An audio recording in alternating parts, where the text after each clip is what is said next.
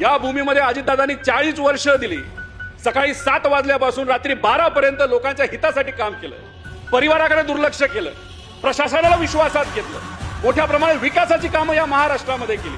22 वर्ष या राज्याचे मंत्री राहिले, अनेक वर्ष उपमुख्यमंत्री राहिले. या महाराष्ट्रामध्ये त्यांच्या बाबतीतला FIR घेतला नाही, पण कर्नाटकामध्ये अध्यक्ष महोदय अजितदादांचा FIR आता स्वीकारण्यात आलेला आहे.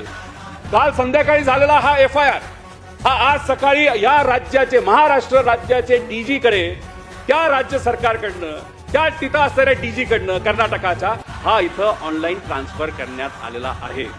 आता DGनी ठरवायचं, होम मिनिस्टरनी ठरवायचं या FIRचं करायचं काय. अध्यक्ष महोदय, आजचा हा व्हिडिओ शूट करताना माझं मन सुन्न झालंय आणि डोकं भणाणलंय. ज्या राज्याने देशाला दिशा दिली त्या महाराष्ट्रात आज रक्ताच्या नात्याला न्यायासाठी वनवन भटकावं लागतंय. एकेकाळी ज्यांच्या शब्दावर अख्खी बारामती आणि महाराष्ट्र उभा राहायचा त्या अजितदादा पवारांचा एका गूढ विमान अपघातात अंत होतो आणि त्यांच्याच मृत्यूची साधी चौकशी करण्यासाठी इथल्या सरकारचे हात थरथरतात. आज आपण बोलणार आहोत एका अशा संघर्षाबद्दल जो फक्त सत्तेसाठी नाही तर एका पुतण्याने आपल्या चुलत्याच्या सत्यासाठी पुकारलाय. रोहित पवार विरुद्ध महाराष्ट्र शासन हा लढा आता कर्नाटकच्या वेशीवर जाऊन पोचलाय.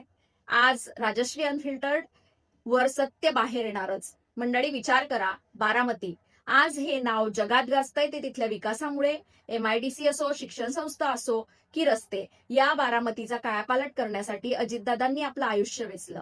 ज्या बारामतीला त्यांनी आपल्या हाताने घडवलं त्याच बारामतीच्या मातीत, त्याच बारामतीच्या पोलीस स्टेशनमध्ये त्यांच्या मृत्यूचा FIR घ्यायला पोलिसांनी नकार दिला.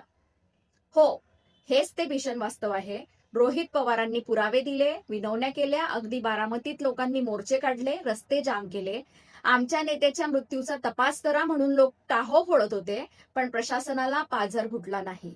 ज्या पोलिसांना दादांनी ताकद दिली त्याच खाकी वर्दीने आज वरच्या दबावाखाली तक्रार नोंदवून घेण्यास नकार दिला. ही बारामतीकरांची आणि प्रत्येक मराठी माणसाची हार नाही का? अहो, विचार करा, स्वतःचा चुलता गमावलाय, संशय आहे की घातपात झालाय, पुरावे हाताशी आहेत, पण आपलं महाराष्ट्र सरकार काय म्हणतंय? आम्हाला यात पडायचं नाही.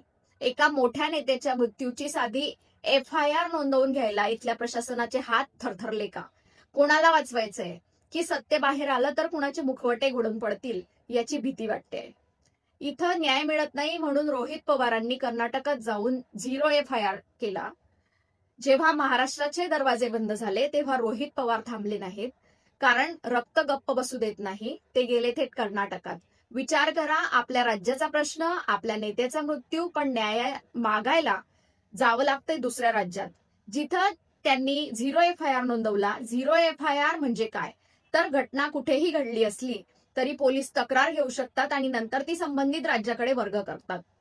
कर्नाटकच्या पोलिसांनी जे धाडस दाखवलं ते आपल्या महाराष्ट्राच्या पोलिसांनी का दाखवलं नाही?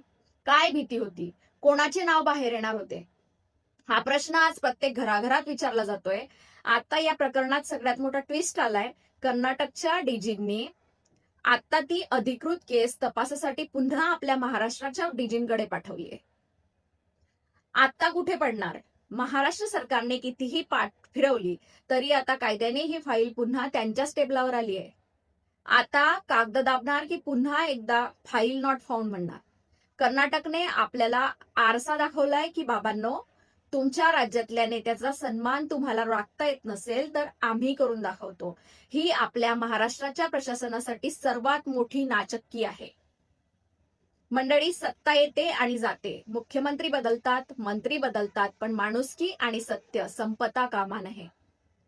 जर अजितदादांसारख्या दिग्गज नेत्याच्या मृत्यूचं कोडं सुटत नसेल तर उद्या तुमच्या आमच्यासारख्या सामान्य माणसाला हे पोलीस स्टेशन न्याय देईल का? रोहित पवार आज एकटे लढतायत, पण ही लढाई आता महाराष्ट्राच्या अस्मितेची झालीय. तुम्हाला काय वाटतं? बारामतीच्या पोलिसांनी FIR नाकारून योग्य केलं का? आणि आता जेव्हा केस पुन्हा महाराष्ट्रात आलीये तेव्हा तरी दूध का दूध आणि पाणी का पाणी होईल का? तुमची मतं कमेंटमध्ये नक्की सांगा. हा व्हिडिओ इतका शेअर करा की मंत्र्यांच्या दालनापर्यंत याचा आवाज गेला पाहिजे. अशाच कडक आणि खऱ्या बातम्यांसाठी आपल्या राजश्री अनफिल्टर्डला सबस्क्राईब करा. लढा सत्याचा, विजय न्यायाचा. जय महाराष्ट्र.